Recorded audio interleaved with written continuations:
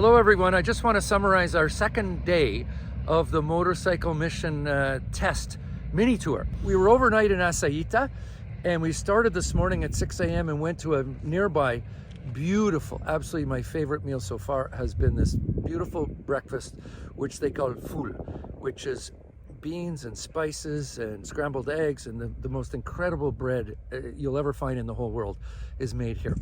We had a lovely breakfast and we had a tea, and we got back on the motorcycles and we went to visit the UNHCR refugee camp just on the outskirts of Aysaita, where I visited many times.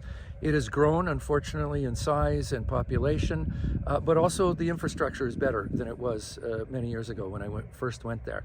We had a lovely reunion with children most of whom have been born in the camp. They're all from Eritrea origin or descendants, and they're waiting patiently for resettlement to Canada and to other countries. And we hugged, and they had their school books and they were on their way to primary school, but they saw us, so they came for a lovely visit with us. Good morning. Good morning. Salam alaikum. We are at the Aysaita refugee camp, which is operated by the Ethiopian government in coordination with the UNHCR and the World Food Program. And these lovely children with me, salam alaikum.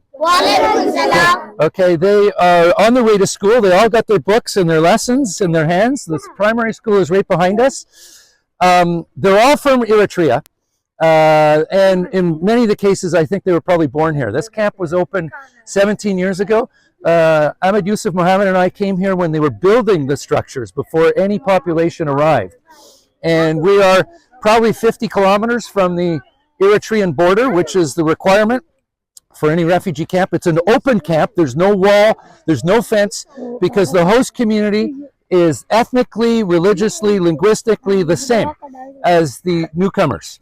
So there's no conflict between the families and the host community, which is fabulous. It's not always like that at refugee camps elsewhere in the world. So we've been coming here for 18 years and visiting with the refugees if we're allowed to.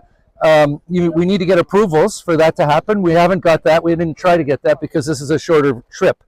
But anyway, you can see they're healthy, they're well fed, they're well educated, and more importantly, they're loved. They're loved by their families and by the local community. Unfortunately, for many of them, their fathers have been conscripted into mandatory military service in Eritrea, and the mothers come. There's some mothers behind us here. Hello, salam alaikum. And they're doing their best to look after life. As difficult as it is, it's a hot day already here, and we're in February, but in the summer months, it's searing heat. It's about 50 degrees here in the summer. It's very difficult conditions, and I would say amongst this population, they're all hoping for a safe and peaceful return to Eritrea, if that could ever happen. That's probably not in a near future.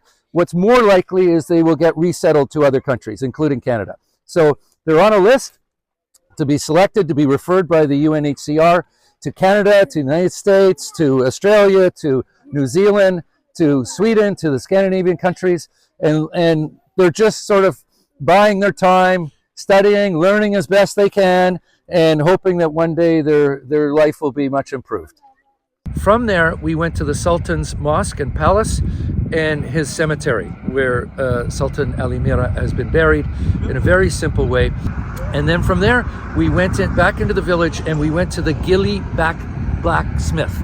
So a Gili is the traditional Afar sword or dagger, and we went to the very place where these are made by a blacksmith. And I bought a beautiful one.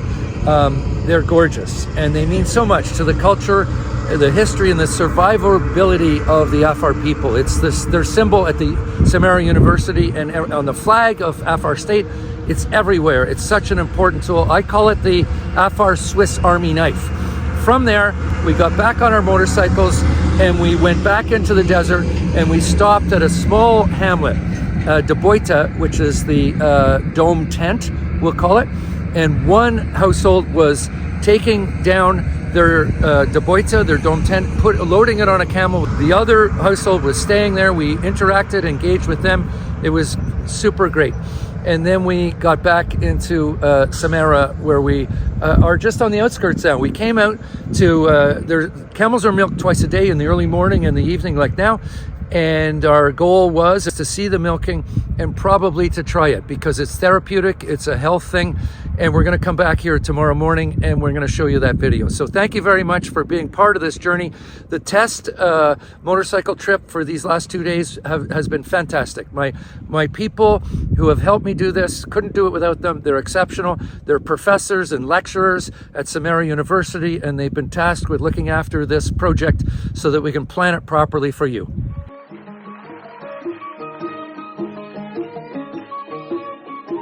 Success. Fantastic.